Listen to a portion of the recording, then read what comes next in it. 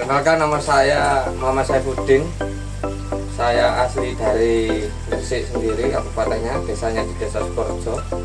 Saya di sini sebagai pemilik selada hidroponik di sini di Gresik sini di Sukorejo.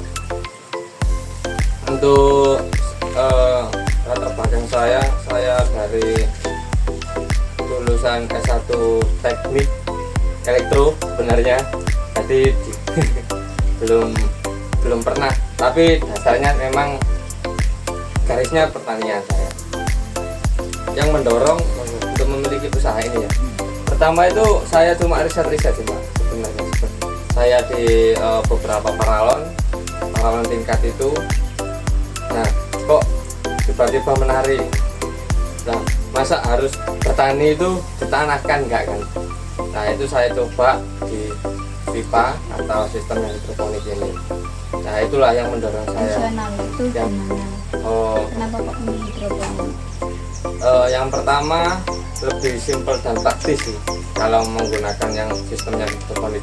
Jadi hidroponik kan ada berbagai macam jenis. Ada yang sistem DFT, NFT juga.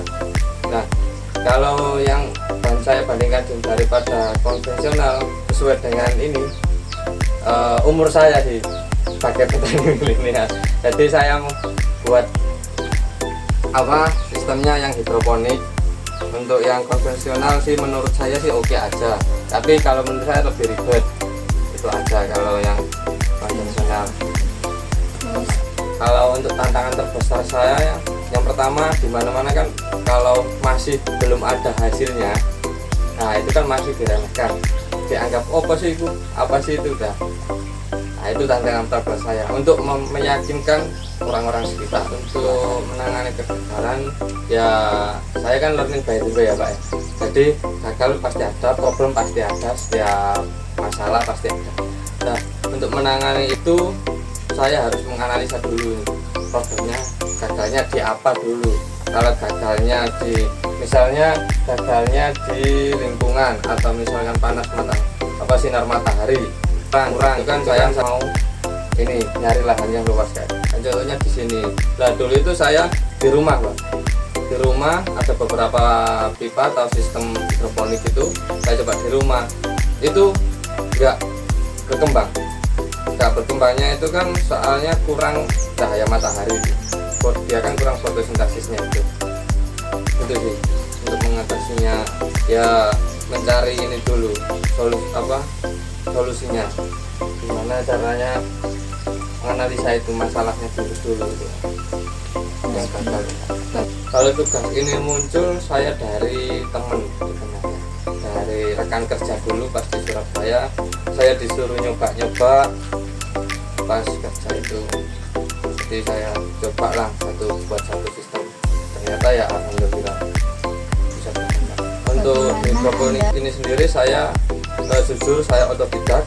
Saya by pengalaman, saya bolak-balik gagal benar, saya bolak-balik salah ya, memang tumbuhan bisa tinggi saya pernah, kutilang juga saya pernah. Nah, yang pertama saya menjalani usaha ini sambil bekerja.